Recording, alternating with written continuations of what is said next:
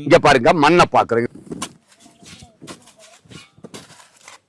இது ஒரு வகையான வண்டன் மண் வகையை கலந்த செம்மண். களித்தன்மையும் இருக்கு. மண்ணுல இரும்பு சத்து கூட இருக்கு. பொட்டா சத்து ஓரளவு போதிய அளவு இருக்கு. தலச்சத்து ரொம்ப ரொம்ப கம்மி. எல்லாத்துக்குமே கரிம பொருள் ரொம்ப ரொம்ப கம்மியா இருக்கு. இப்போ நீங்க இதுல கொடுக்க வேண்டியது நைட்ரஜனை இயற்கை வடிவத்துல எப்படி கொடுக்கறதுன்னு சொன்ன நீங்க இயற்கை வடிவத்துல இதுகளுக்கெல்லாம் கெமிக்கல் இங்க ரொம்ப கொடுக்க வேண்டியது இல்லை. உடனடியா இந்த செடியை பச்சை தன்மையை கொண்டு வர்றதுக்கு குப்பசாணி ஆட்டு புழுக்க ஆமா நீங்க மண்ணை வளப்படுத்துறதுக்கு வேணும் சொன்னா வேரோட்டத்துக்கு ராக் பாஸ்பேட் கொடுக்கலாம். ஒரு ஏக்கருக்கு ஒரு 3 பேக். இதோட 2 கிலோ பூம்பும் பூஸ்ட் 50 கிலோ கடலை புண்ணாக்கு இத கலந்து எங்கு விளைச்சு விட்டுறணும். எல்லாரும் செடியை சுத்தி போட்டு விட்டுரும். இத கொடுத்தாலே 3 மாதத்துல இந்த பழுப்பா இருக்கிற செடிகள் எல்லாம் பியூர் கிரீனிஷா மாறி பிறகு நீங்க ட்ரிப் வழியா கொடுத்தா பஞ்சகவியாவும் மீனாமிலாம் கொடுக்கலாம். எல்லாமே கிடைக்கும். நம்ம பசுமை பூமியில மீனாமிலாம் பஞ்சகவியா இது நீங்க மாதம் ட்ரிப் வழியா கொடுக்கலாம்.